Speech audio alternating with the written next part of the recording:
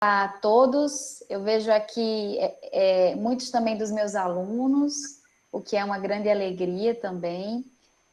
Nós aqui no Instituto Ives Gandra estamos promovendo esses eventos e esses encontros online durante esse período, né, de isolamento, primeiro para que a gente se sinta mais perto uns dos outros, o que é muito positivo, depois para que a gente possa discutir realmente temas muito importantes do direito e tendo essa oportunidade, né, de trazer também grandes nomes e grandes contribuições, como é o nome da ministra Maria Cristina, né, que está aí, inclusive, na presidência do TST, e tenho certeza que vai nos ajudar muito a entender melhor, esclarecer esse tema do ativismo judicial, que a gente sabe que talvez seja o grande tema do momento, né? E também registrar aqui a alegria de termos muitos professores, né? O Luiz Fernando Barzotto, do Rio Grande do Sul, aqui também, a Luciane Barzotto e, claro, a professora Ângela, que está aí, professora de todos nós, nos ouvindo. E, ministro Ives, passo a palavra para o senhor, né? Se o Bruno também quiser fazer o complemento, aí apresentar o Instituto. Bruno. Bom, Bruno primeiro. Bom, então eu reitero os cumprimentos a todos. Em nome do Instituto e do Núcleo de Brasília, nós estamos começando, esse é o nosso segundo encontro virtual, nosso segundo Philosophy and Coffee. E vocês estão me ouvindo, né? Sim. Tá. Estou ouvindo bem, ótimo. Perfeito. Como eu dizia, nós estamos começando esse segundo encontro buscando aproveitar o perfil de Brasília como cidade, né? Sim, em São Paulo temos um núcleo mais voltado à filosofia do direito e um outro núcleo voltado ao direito tributário. Em Brasília, a gente busca discutir temas que se conectem com a política, com a teoria política e com a filosofia do direito, né? Então, buscar um viés também um pouquinho mais prático, além da filosofia do direito pura e simples. Não é, Ângela? E pelo menos esse foi o desafio que a Ângela me colocou, junto com a Andréia, que também está nos ouvindo, de fazer com que o Núcleo de Brasília pense esses temas sobre o viés também da prática jurídica. E tenho certeza que o tema do ativismo judicial, como foi colocado, é um dos temas candentes, não só no direito, mas também na filosofia política, né, e todos nós estamos ansiosos para ouvir um pouco e aprender um pouco mais sobre esse tema tão interessante. Então, ministro, passo a palavra agora para o senhor. Tá ótimo. Então, eu queria, em primeiro lugar, agradecer a ministra Maria Cristina Peduzzi, nossa presidente do Tribunal Superior do Trabalho, por ter aceito o convite de proferir essa palestra, participar para explicar um pouquinho o que tem acontecido. Estão me ouvindo? Sim, ministro. Talvez o problema seja no da Jennifer. Jennifer, talvez seja o seu. Estamos lhe ouvindo. Estão me ouvindo? Sim. Tá ótimo. Então, eu acabei de ver que meu pai também está aparecendo aí no vídeo, na imagem aí que está ligada à Ângela. Então, também cumprimento aí meu pai. Agradeço à ministra Cristina. O tema do ativismo judiciário, ela foi desenvolvido em alguns congressos, já participei de pelo menos um em São Paulo e em Goiânia, que ela desenvolveu aí muito bem, com bastante embasamento teórico nos autores mais modernos, colocando esse problema que nós estamos enfrentando hoje. Fundamentalmente, a passagem daquilo que Moreira Alves entendia que o Poder Judiciário ele pode ser legislador negativo, mas nunca positivo, nunca se substituir ao legislador, e o que nós estamos vendo é hoje um avanço dessa tendência. Se é bom ou se é ruim, isso nós vamos ver aí, acho, na palestra da ministra Cristina. Por isso eu queria agradecer a Sua Excelência por participar aqui conosco e passar a palavra aí a quem é mestra no assunto. Boa noite. Eu agradeço, as minhas primeiras palavras são de agradecimento, primeiro ao professor Ives Gandra, que está aqui me honrando com a sua presença, ao meu querido amigo, ministro Ives Gandra, colega no Tribunal Superior do Trabalho, querida também amiga Ângela, professora Ângela Gandra Martins. Agradeço também aos professores Ana Luísa, Bruno já identifiquei que é meu conterrâneo, né? E todos aqueles que estão, todos os colegas que estão nos assistindo. Vamos falar então sobre o ativismo no século XXI. O conceito de Estado de Direito, ele se confunde com a ideia de segurança jurídica. Uma sociedade democrática, livre, regida pelo direito, ela somente é possível caso os seus cidadãos tenham expectativas normativas estáveis a respeito dos seus direitos e dos seus deveres. Fazendo um breve retrospecto, durante a Revolução Francesa e mesmo na era napoleônica, imperou a influente concepção segundo a qual as leis deveriam ter um sentido tão claro e tão evidente que qualquer cidadão, com a simples leitura do texto legal, extrairia o sentido da norma, que é a concepção que todos conhecemos, característica da escola da exegese. Mas esse ideal absoluto, né, de segurança jurídica, né, fundado no controle estrito da discricionariedade judicial, já no século XX, ele estava completamente abandonado.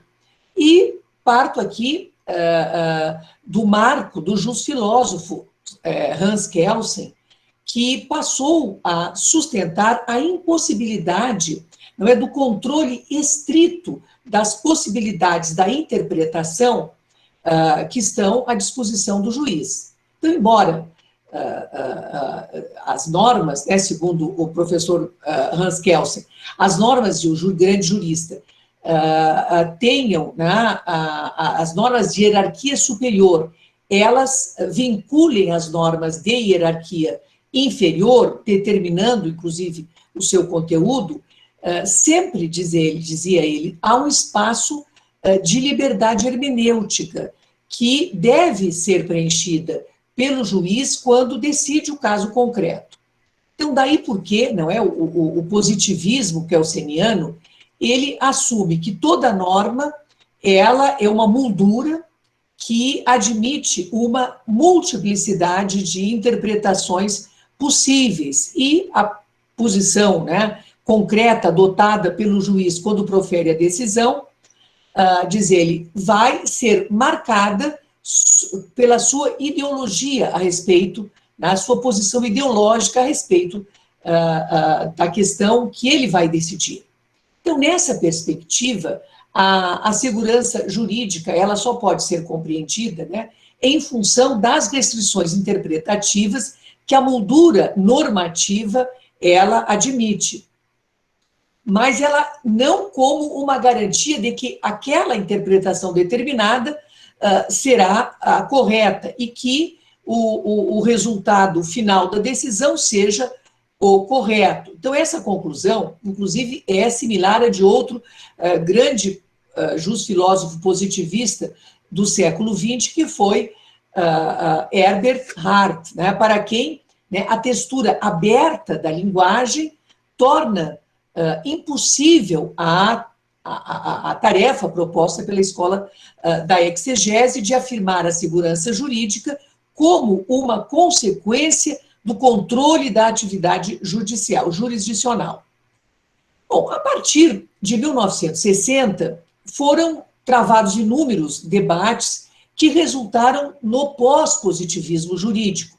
Então, nos Estados Unidos, né, as discussões, elas resultaram e advieram de dois modelos antagônicos, a chamada moderação judicial e o ativismo judicial, que a partir desse momento ele começa a ser estudado porque é um fenômeno que se instala, né, no poder judiciário. Ora, todos sabemos que o paradigma da moderação judicial prescreve uma postura contida dos juízes, que deve se abster de avaliar a posição do Poder Legislativo em temas controversos. Então, nessa perspectiva, o Poder Judiciário não deveria sequer questionar a validade material de uma norma. Ficaria restrito ao exame das formalidades. Então, o controle de constitucionalidade seria meramente formal. E, em contrapartida, o programa do ativismo, ele exige dos juízes uma postura oposta a esta. Os juízes assumem uma postura audaciosa na interpretação de princípios constitucionais de conteúdo aberto, como o princípio da igualdade, o princípio da liberdade, da dignidade da pessoa humana, da liberdade de expressão. Então, o juiz ativista é aquele que busca, né, com a sua atuação concreta, afirmar a sua concepção política sobre o direito. Então, precisamente por isso, Ronald Dworkin, que, digamos, eu vou apenas referir dois grandes pós-positivistas, o Ronald Dworkin e o professor Roberto Alexi, Dworkin optou por um caminho intermediário, que busca alcançar nem o da moderação, nem o do ativismo, que, aliás, ele repudia e combate. Mas ele diz que, nesse caminho intermediário, o juiz deve buscar um resultado justo, né, sem abrir mão da observância da realidade institucional. Então, a sua proposta, que é o direito como integridade, ele assume que o juiz está vinculado aos precedentes judiciais, ou à legislação, e à história institucional que se formou naquela comunidade, e também ao sistema de princípios que esses elementos institucionais pressupõem. Daí a distinção que Dworkin faz entre os argumentos de princípio e os argumentos de política. E, ao contrário dos moderados, ele sustenta, sim, que os juízes devem ir além de um mero controle procedimental, não é, da atividade do Poder Legislativo, realizando também um controle, né, e um substantivo, né, a partir da consolidação dos princípios que estruturam o ordenamento jurídico. Mas, ao contrário dos ativistas, ele entende que o exercício da jurisdição ele é fundamentalmente diferente do exercício da política, porque os juízes, diz Dworkin, não têm discricionariedade plena na sua atuação, mas eles estão limitados pela concepção de direito que melhor justifique, não é, as práticas institucionais. Então, vejam que, apesar de não endossar o ativismo, a postura pós-positivista de Dworkin, ele traz um imenso potencial de discricionariedade, né, para os juízes. E ela somente pode ser aplicada, a teoria do direito como integridade, por aquele julgador ideal por ele concebido, que é o juiz Hércules, que dispõe de recursos, não é, epistemológicos infinitos para julgar. Então, esse traço idealizante, ele propicia que o juiz ativista invoque a sua teoria filosófica para construir uma decisão política. E também, no mesmo sentido, a perspectiva de Dworkin é reconstrutivista. Ela tem, não é, uma perspectiva deontológica, mas o professor Roberto Alexi, apesar de ter uma perspectiva com a sua teoria axiológica, né, para quem a proporcionalidade é um método que apto a conferir racionalidade à decisão, ela também enseja, na sua aplicação, fundamentação, digamos, teórica para a prática do ativismo. Por quê? Porque ele considera, substancialmente, claro, o princípio da proporcionalidade no seu conceito trifásico, que compreende, né, a subdivisão, a adequação, a necessidade e a proporcionalidade em sentido estrito. Então, na aplicação dessas teorias filosóficas, é possível justificar as decisões ativistas. Por isso, as críticas contemporâneas, que eu agora vou referir, ao ativismo. Né? Enquanto para os pós-positivistas, o juiz pode reconstruir o direito numa perspectiva principiológica, diz Dworkin, E dentro desses conceitos, dessas perspectivas deontológica ou axiológica, mas observado, não é, o contexto ou a racionalidade, para os ativistas, a construção de decisões é ampla, inclusive contra a lei. Essa possibilidade compõe a corrente ativista. Então, estas visões a respeito da atividade judicial têm sido objeto das críticas atuais que referi e que eu destaco as formulações críticas dos professores Han Hirschel, que é da Faculdade de Direito de Toronto, do professor Jeremy Waldron, da Faculdade de Direito da New York University, e dos professores Cass Sunstein e Mark Tushnet, da Harvard Law School. Então, eu refiro primeiro, porque é um conceito mais abrangente e que me parece, assim, lapidar, do professor Han Hirschel. Ele justifica, ele critica o ativismo, mas ele enfrenta o problema a partir de uma perspectiva institucional. Para ele, o ativismo judicial não é produto da vontade dos juízes, ele é um problema sistêmico institucional, diz o professor. Não apenas uma decorrência da vontade ou da postura individual do juiz, como ele era tratado no passado. Esse fenômeno do ativismo, diz ele, decorre da concentração de funções político-institucionais no poder judiciário. E isso ocorre, diz ele, por razões eminentemente políticas.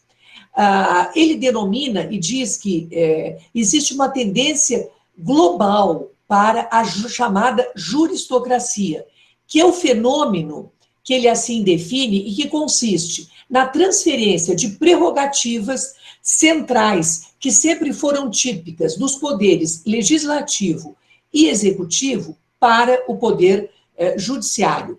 E essa, diz ele, é uma tendência mundial que vem sendo observada em pelo menos 80 países com ritmo acentuado de desenvolvimento. E ele invoca, inclusive, nos Estados Unidos, a definição de uma eleição presidencial no ano de 2000, que é o caso Bush versus Gore, em que a Corte Suprema interferiu de forma direta, né, decidindo no sistema político, decidindo uma eleição presidencial. E o ponto característico da chamada judistocracia é a judicialização de questões fundamentais da política democrática, o que acaba por concentrar no poder judiciário a tomada de decisões fundamentais que não têm primariamente natureza legal. E o resultado qual é? É o esvaziamento das instituições políticas. Mas por que o fenômeno da judistocracia está dominando o cenário do constitucionalismo mundial? Han Hirschel defende justamente que a concentração de poderes nos tribunais, ela não decorre, como é comumente alegado, só de uma desconsideração, também disso, de uma desconsideração pelo princípio da separação de poderes, né? Ou pela busca desenfreada, né, por mais prestígio e influência por parte dos magistrados, como já referi. Quais são os fatores políticos que levam, no seu entendimento, ao ativismo judicial? Dizer, primeiro, a concentração de funções no judiciário, ele pode decorrer de um sistema político disfuncional e fraco, né, que abre espaço para que o poder judiciário ocupe, né, as atribuições dos demais poderes, mas também, diz ele, tem outro ponto importante, é uma maneira de transferir a responsabilidade por decisões que podem ser impopulares ao poder judiciário. Então, com isso, o poder legislativo e o poder executivo diminuem o seu custo eleitoral, né? Eles possibilitam, né, que o sistema institucional tome a decisão, ao mesmo tempo em que, né, os custos políticos dessa decisão são atribuídos ao poder que menos, não é, sofre com esse ônus, que é o poder judiciário, que não enfrenta umas eleições populares. E isso ocorre, diz ele, em especial com questões que envolvem não só a política, como a moral. Qual é o exemplo? O aborto, a eutanásia, o casamento homoafetivo, o tema das cotas, fixação de cotas raciais, então, que envolvem posições políticas controversas e são ambíguas do ponto de vista legal. Então, em síntese, a tese central, que ele chama de preservação hegemônica, é a tese de que o ativismo tende a proliferar em contextos de mudança social, porque as elites, diz ele, as elites econômica, política e as elites sociais, elas convergem para que se produza essa transferência, ou porque estão ameaçadas de perder influência, ou porque utilizam o próprio poder judiciário como meio de manter a sua hegemonia, porque ele seria, digamos, contra-majoritário, o que se identifica, até Jeremy Aldrin diz, não se identificou na prática que ele tenha protegido no curso da História as minorias, mas é um argumento. Enfim, pelo fruto de um alinhamento destes interesses estratégicos desses três grupos. Ele se estimula-se, de certa forma, o ativismo. Já o professor Cass Sunstein, ele examina outro ângulo da questão já na própria aplicação, digamos, da lei no sistema de adjudicação. A contribuição que o professor Cass Sunstein tem dado, né, no combate ao ativismo judicial, ele deriva de uma proposta de mudança de perspectiva.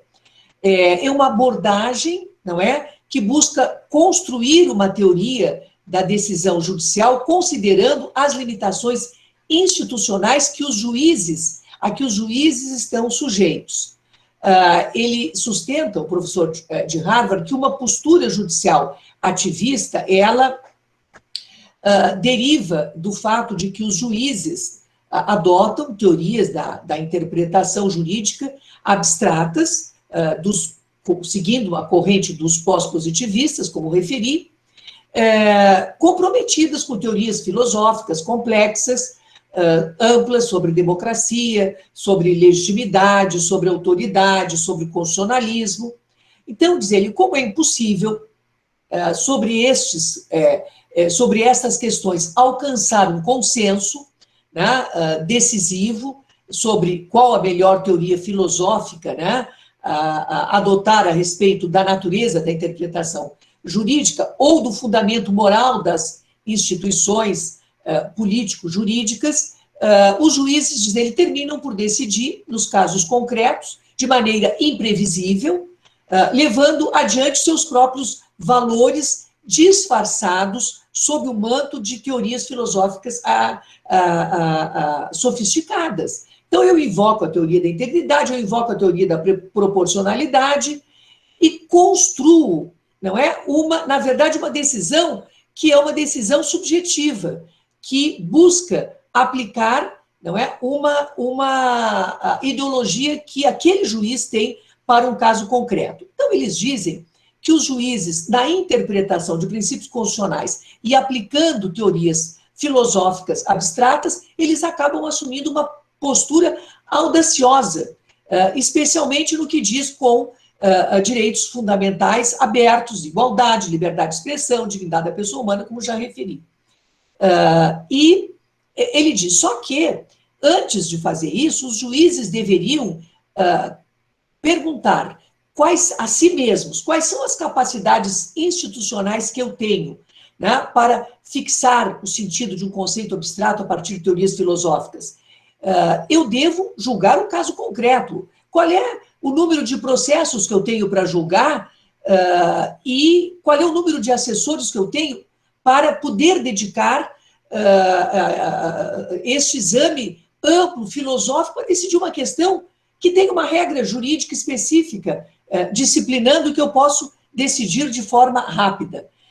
Então, diz ele que o juiz, ele recomenda que observem as capacidades institucionais que têm e os efeitos dinâmicos de qualquer abordagem hermenêutica. Por que, diz ele? Porque as teorias perfeccionistas vão roubar tempo do juiz. Ele não pode ignorar, sobretudo, efeitos que ele não tem uma capacidade econômico-matemática para avaliar, não é? Muitas vezes, o efeito dinâmico desta construção que ele provocou, muitas vezes para decidir uma questão simples. Aí ele invoca aqui Posner, e conclui, antes de decidir que teoria hermenêutica adotar, é preciso levar em conta as capacidades institucionais que as instituições existentes têm, de fato, e quais os efeitos dinâmicos daquela interpretação que vai resultar numa decisão judicial. Então, ele propõe, na verdade, um chamado giro institucionalista na teoria da interpretação judicial, e um modelo próprio de teoria hermenêutica, que é o chamado de minimalismo judicial. Então, o minimalismo é uma postura que ele preconiza e que ele constrói, é uma postura oposta ao ativismo. Por quê? Porque ele mantém aberto a discussão democrática sobre os fundamentos políticos, não é, e morais da vida pública, deixando essas questões para serem decididas ou pelas próprias pessoas, ou pelos próprios indivíduos na sua vida pessoal, ou, quando necessário, pelo poder legislativo, mas não pelo poder judiciário, que tem que examinar o caso concreto e decidir aquele caso concreto, aplicando a regra jurídica ou um princípio constitucional sem essa divagação que dá margem à prática do ativismo. Já o professor Jeremy Waldron examina sob outra perspectiva também a crítica que ele faz ao ativismo, se propõe, sobretudo, reforçar o princípio da separação dos poderes, e ele é o que desfere uma crítica, digamos assim, uma das mais duras ao poder judiciário ativista, ao longo, né, da sua obra teórica, né, especial da Dignidade da Legislação e Law and Disagreement. Essas duas obras do professor Jeremy Waldron podem ser compreendidas como uma tentativa de reabilitar o valor institucional da legislação e do poder legislativo.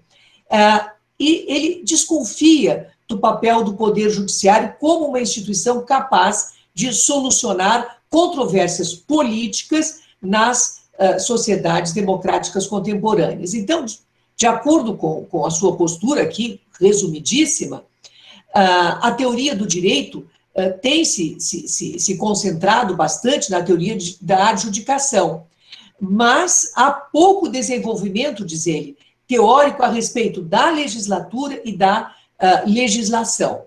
Então, ele assume o desafio de fazer, de construir, não é, uma teoria da legislação, como Dworkin construiu uma teoria da decisão judicial. Eu penso, entre, digamos assim, as muitas razões que ele aponta, né, para explicar, não é, o desprezo pela atividade legislativa, o fato, quando se ignora a lei, o fato de que as leis, eles são o produto da vontade de um órgão composto, diz ele, por centenas de pessoas, centenas de legisladores, que muitas vezes discordam em relação ao conteúdo do próprio texto legal. Mas, diz ele, as leis, elas não são fruto, evidentemente, sempre de uma deliberação racional, que o juiz teria em tese, mas da simples votação. Então, ele defende a corrente majoritária, e ele, inclusive, invoca, né, nessa sua definição, que Aristóteles, e sustenta que a premissa de que o desacordo moral persistente é a circunstância da política. E diz ele, o poder legislativo é o fórum institucional, onde o desacordo sobre questões políticas morais fundamentais em uma sociedade deve ser solucionado. E deve ser solucionado não pela racionalidade, mas pela vontade da maioria. Então, ao contrário, dizer, do que teóricos da democracia deliberativa, como Habermas propõem, eles não se dá por um consenso. A lei, ela deriva da busca da maioria e que nem sempre a melhor sob o aspecto racional, mas aquela que nós devemos seguir, porque ditada é a vontade do poder competente. Então, ele alinha muitos argumentos, e eu diria que os principais em suporte, né, a tese de que a legislação é uma instituição digna, ele é um instrumento que possibilita, né, a tomada de decisões coletivas em contextos, inclusive, de profundo desacordo moral e política, e por isso deve ser respeitada. E ele é muito crítico do papel dos tribunais na prática do ativismo, e a sua tese central é justo de que as cortes não têm legitimidade democrática para decidir questões morais e políticas perenes em uma democracia constitucional, dando continuidade, digamos, ao próprio raciocínio aqui, que eu, enfim, referi de forma muito breve, do professor Hans Hirschel.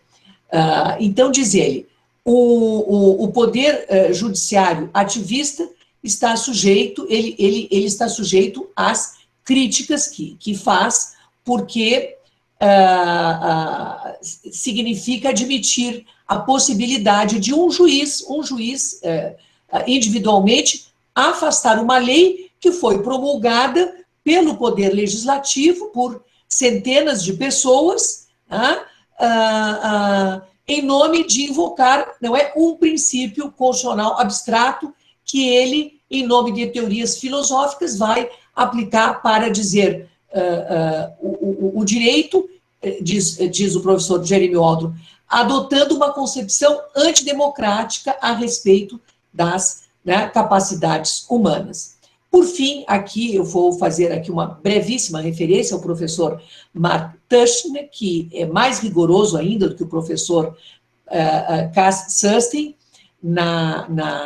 no combate ao ativismo judicial, e ele sustentou a chamada, né, tese da crítica dos direitos, diz ele, não, longe de deixar de reconhecer importantes avanços, né, democráticos conquistados a partir de decisões judiciais, e ele invoca o caso Brown versus Board of Education, que todos conhecemos, diz ele, mas 10 anos depois da decisão da Corte Suprema é que politicamente teve influência, quer dizer, só depois de 10 anos é que passou a ter influência na vida política americana, uma década depois, a questão da segregação, do fim da segregação racial. Foram movimentos políticos, né, pelos direitos civis, a partir de 1960, a decisão foi da década de 50, é que se caminhou no sentido, né, da igualdade.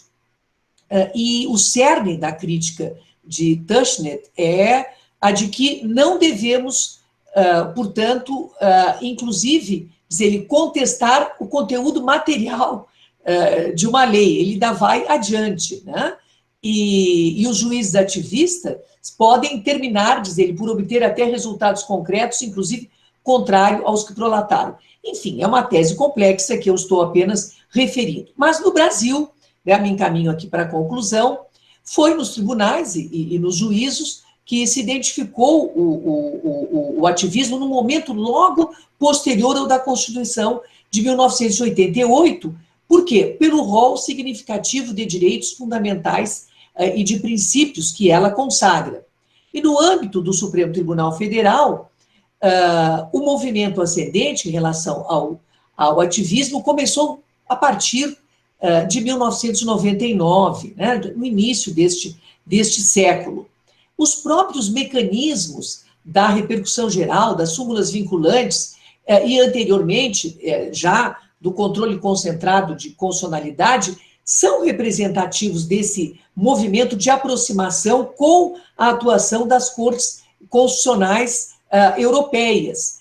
E eu dou aqui exemplos de processos julgados onde o ativismo eu não sei se foi praticado ou não, mas pelo menos se controverte a respeito de ter sido ou não ativista o Supremo Tribunal, quando tipificou a homofobia como crime, quer dizer, sem tipificação legal, e quando equiparando ao crime de racismo, quando autorizou a utilização de células-tronco imprestáveis à fecundação para pesquisas, né, com embriões, quando reconheceu efeitos plenos ao casamento entre pessoas do mesmo sexo, quando julgou, né, constitucional o sistema de cotas para ingresso em universidade, no caso foi fixado pela Universidade de Brasília, no ramo do direito do trabalho, quando, até mudando a jurisprudência do TST, garantiu licença maternidade de 120 dias e estabilidade até 5 meses após o parto para as empregadas contratadas por prazo determinado, quando a lei assim não fixa. Enfim, concluo dizendo que o discurso sobre o ativismo evoluiu para além desta discussão limitada, né, à consciência do magistrado, tornou-se importante para compreender o próprio papel institucional do Poder Judiciário. E é precisamente por isso que a segurança jurídica é um tema tão importante, porque um judiciário instável pode ter potencialidade de criar um ambiente microeconômico e político incerto. Enfim, por tudo isso que falei, é importante ter em mente a missão institucional do Poder Judiciário de solucionar conflitos concretos, não lhe competindo interferir demasiadamente, já digo, em questões políticas, morais, econômicas, nem imiscuir-se em debates filosóficos quando a questão pode ser decidida, não é, de forma simples e concreta.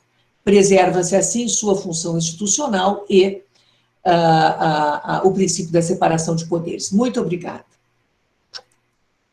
Acho que fui demais. Muito bom, ministra Cristina. Eu falei demais. Mas a gente ouviria mais muito tempo a senhora falando, ministra. Foi muito bom, muito obrigada. Ministro Ives. Então, queria agradecer a ministra Cristina, deu um bom embasamento aí ao fenômeno, que é um fenômeno que nós vemos, é uma realidade que nós estamos vivenciando, explicada de várias formas, mas uma das coisas assim que mais nos preocupa atualmente é quase que o sinônimo que nós vemos entre ativismo judiciário e voluntarismo jurídico.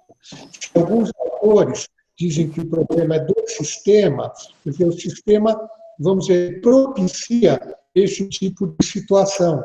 Mas, ao mesmo tempo, é necessário que nós tomemos ciência, tomemos consciência disso, nós podemos muitas vezes estar colocando numa determinada decisão não a vontade da lei do legislador, mas a nossa própria vontade. E aí buscar algum discurso que dê um mínimo de consistência, um mínimo de legitimidade para essa decisão.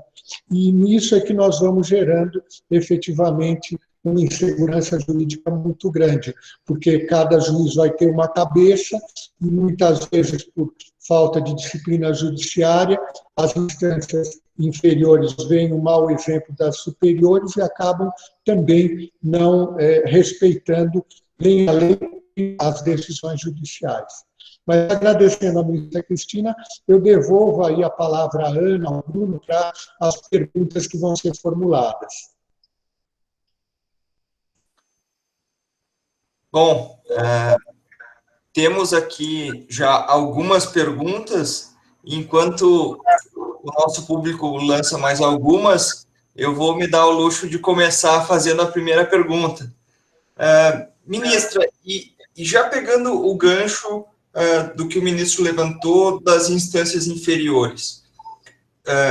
Essa reconstrução que a senhora fez do ativismo teórico, desses teóricos do direito, do Herschel, do Waldron, entre outros, e primeiramente o Herschel falando que o ativismo é uma tendência global, que se espalha pelo Ocidente, pelo judiciário ocidental de um modo amplo, e ele dá os motivos institucionais dele. A minha pergunta é um pouco voltada ao ativismo, não nas Cortes Supremas, porque no Brasil e na América Latina, talvez de um modo geral, nós temos um ativismo de ações individuais. Uma pessoa específica buscando uma determinada política pública, um determinado medicamento ou uma determinada prestação do Estado, em tese está prevista numa política pública, mas se busca por meio de ação individual. Coisa que nos outros países, ou pelo menos no ativismo europeu e americano, nós vemos um ativismo de corte superior, em abstrato, e não em casos individuais. Então, a minha pergunta seria nesse sentido, se essa é uma questão muito mais latino-americana, ou esse ativismo também existe em outros países e a gente é que não enxerga? Olha, eu penso que mais no Brasil, mas não poderia lhe dar uma resposta com precisão, porque nos estudos que venho fazendo, tenho mais examinado a questão sobre o ângulo das Cortes Supremas, que é onde se destacam, né, onde tem ocorrido, né, com frequência o ativismo. Mas, veja, no Brasil, a realidade é exatamente a que você colocou. Nós temos, na própria Justiça do Trabalho, pela aplicação de princípios, com frequência, o afastamento de uma regra jurídica própria. E no campo da medicina, é também reconhecido o ativismo judicial quando se deferem prestações sem a consulta, como dizia o professor Cassassen, dos reflexos, das capacidades, dos efeitos dinâmicos daquela decisão no sistema de saúde. Então, penso que, até pela nossa história, pelo nosso tamanho, né, e porque nós vamos ao judiciário com muito mais frequência do que em outros países, nós sabemos disso, nem nos países da Europa, nem nos Estados Unidos, se existe essa prática, não é, de ir logo, no menor conflito, o cidadão se socorre do Poder Judiciário, é uma cultura de ir ao Judiciário.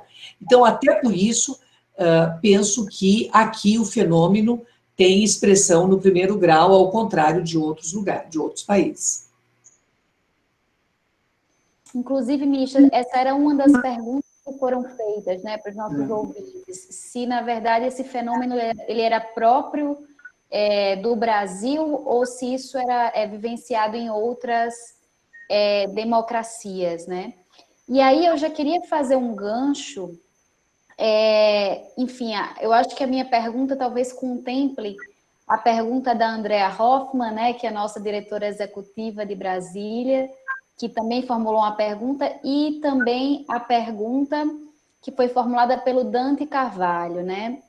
No seguinte sentido, ministra, qual o limite da interpretação judicial para que ela não recaia, né, em um ativismo que passe por cima do direito e da segurança jurídica, né? Se a gente sabe que, em alguma medida, a interpretação judicial é algo inescapável, né, pela própria conteúdo do direito, pela própria textura aberta das normas jurídicas, quais são os limites da interpretação para que ela não recaia nesse ativismo, especialmente nos casos mais difíceis? O Dante citou aqui, olha, e os hard cases, né, por exemplo, aqueles em que existe um grande teor de discussão moral e que o juiz não tem como fugir da decisão.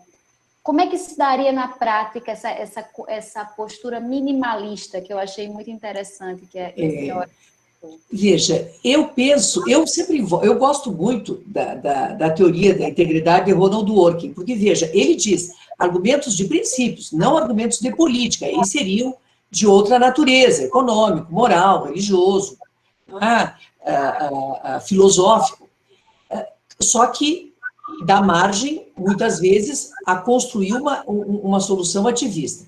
Então, o que nós temos? Se tivermos uma regra jurídica, nós vamos aplicar a regra jurídica. Mas, como diz Dworkin, nos hard cases, e em casos em que a omissão não há uma regra jurídica própria, porque o fato é mais veloz que a norma, temos que reconstruir o direito. Então, esta postura ativa, diz ele, não pode fugir aos princípios constitucionais. Dentro daquela moldura, né, dos princípios constitucionais, nós temos que construir a decisão, porque o juiz não pode dizer, eu não vou julgar porque não tem uma lei, não existe uma regra jurídica.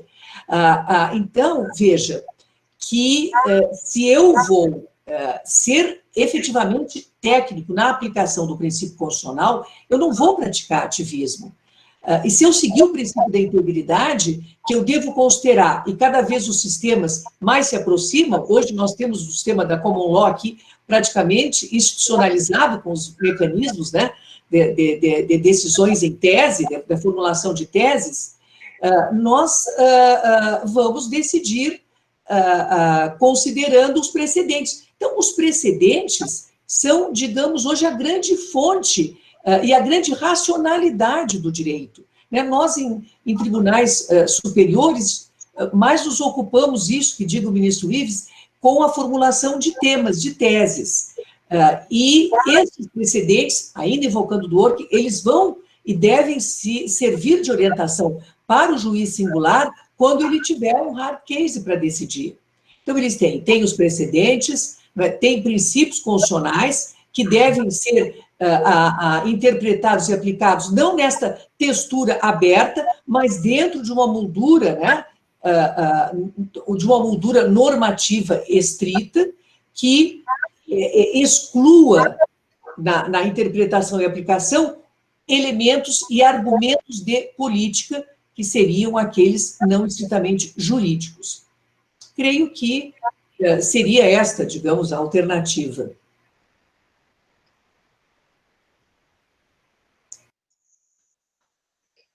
Uma outra pergunta aqui, que foi formulada pelo Lucas Velasquez, e de certo modo, eu acho que se conecta com a nossa última pergunta, né? Ele perguntou, olha, em suma, ministra, será que há ativismo bom?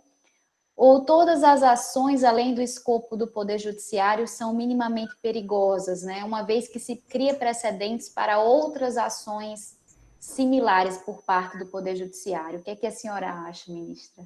Existe ativismo positivo? Compromete, porque o princípio da segurança jurídica, ele promove estabilidade social, não é? As pessoas, elas podem construir uma atividade profissional, as empresas podem funcionar. Eu tenho uma precisa noção de quais são os meus direitos na vida privada, na vida profissional, eu sei os meus direitos e as minhas obrigações. Então, todo o ativismo, ainda que eventualmente, numa determinada decisão, se construa, não é, até um precedente progressista que seja importante para a sociedade, mas eu gero insegurança jurídica se eu fugir a essa moldura normativa. Então, eu penso que, independente do resultado daquela decisão, o ativismo, ele se opõe à segurança jurídica que deve ser, um Estado, como falei aqui, democrático de direito, é condição para o bom funcionamento das instituições e da vida das pessoas, né, pública e privada. Uma outra pergunta aqui, ministra, que foi feita pela Andrea Hoffmann, é se a senhora poderia falar um pouco, né, sobre a importância da teoria do da análise econômica do direito, né, do Law and Economics, dentro desse debate do ativismo judicial, como é que isso entra, né, nessa discussão? Não é a minha área econômica, mas eu posso dizer que isso está na Constituição, né? Liberdade econômica, nós protegemos o trabalho e protegemos também a produção, e a estabilidade econômica é vital para a vida em sociedade. Se nós não tivermos empresas, se nós não tivermos indústria, se nós não tivermos comércio, se não tivermos a roda da economia funcionando, nós não temos emprego, nós não temos salário, nós não temos trabalho, e vamos ter estagnação. Então, a concepção econômica do direito, ela está umbilicalmente associada ao direito do trabalho e ao próprio funcionamento da roda, né? Fundamental considerar esse aspecto. Ministra Cristina, me permite um complemento? Ana, o que nós vemos também é que muitas vezes falta ao magistrado uma análise, como disse a pergunta, falta uma análise econômica do direito para saber o impacto das decisões judiciais na atividade econômica. Então, o que acaba acontecendo? Por se desconhecer a realidade desse impacto, muitas decisões são decisões de gabinete, sem perceber o que está acontecendo na realidade e provocando, muitas vezes, efeitos colaterais negativos que são piores do que o problema que se quis resolver.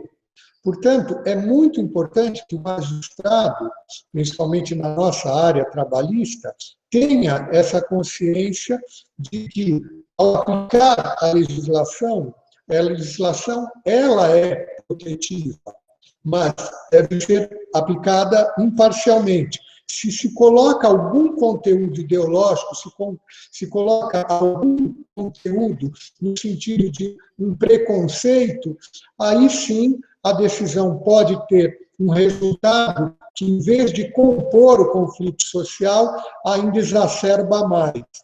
Então, era isso que eu queria também acrescentar, ministra Cristina. Ana, com você a bola. Vamos lá. Ministro, já estamos aqui chegando nos minutos finais, né, do nosso tempo. Ministro, a gente prima muito pela segurança jurídica também de quem nos ouve, né? Então, a gente tenta aí manter o nosso tempo das 7h30 para concluir. Mas eu queria saber se a professora Ângela tem alguma... chegou mais uma pergunta aqui, não sei se a gente vai conseguir responder.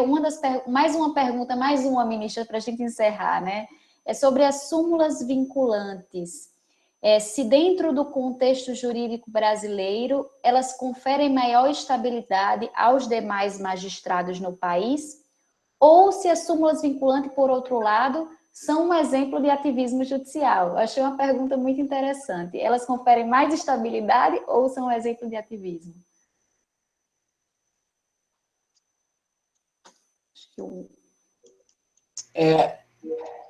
A questão é inteligente.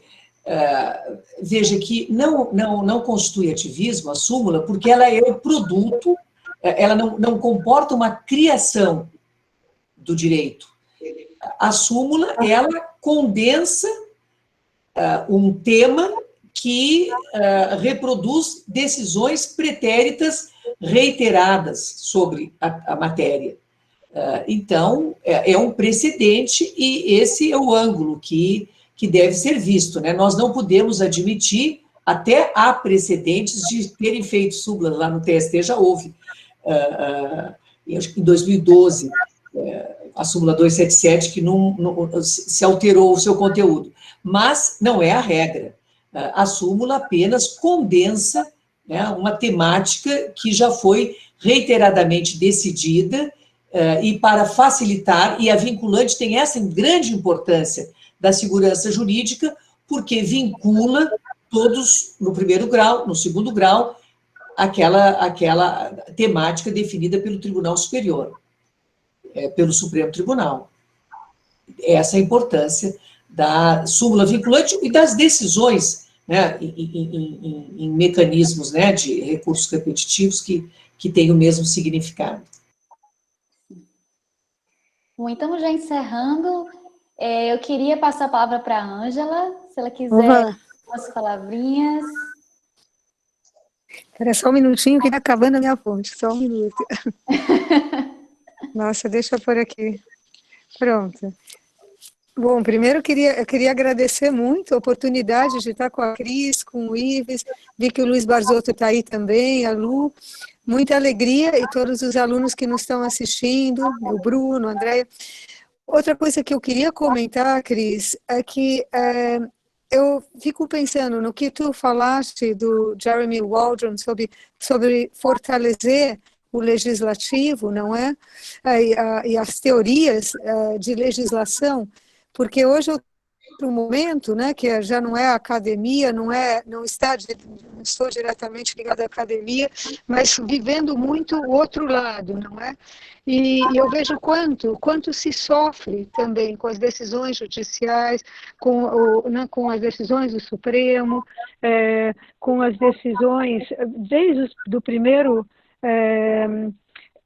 juiz de vanguarda que decide algo de forma ativista e a gente chega depois até um Supremo sem uma corte constitucional que nos pudesse ajudar, né? Então, eu fico pensando se o caminho é mesmo fortalecer o legislativo, até porque nossa Constituição permite isso, não é? De defender o seu dever de legislar, não é? Porque às vezes eu penso, como nós podemos combater isso de alguma forma, porque o impacto social é muito grande e vai aumentando, porque nós vamos deixando abrir brecha nesse sentido aqui no nosso país. Né? Era isso que eu queria comentar, se tu quer falar alguma coisa. Precisa, já foi uma exposição. Obrigada, querida Ângela, muito obrigada. Saudade. Eu também, muita, Cris. Estou voltando para Brasília essa semana. Ai, que bom, mas te cuida. Que bom saber que eu mando aqui um abraço especial para a Luciane e para o professor Barzotto, que estão também aqui, ela referiu. Bom, então... E concluo agradecendo mais uma vez esta oportunidade de estar com todos vocês e uma plateia assim tão qualificada. Muito obrigada. Temos Obrigada, aqui o professor Cris. Elton Somenzi também, está nos assistindo.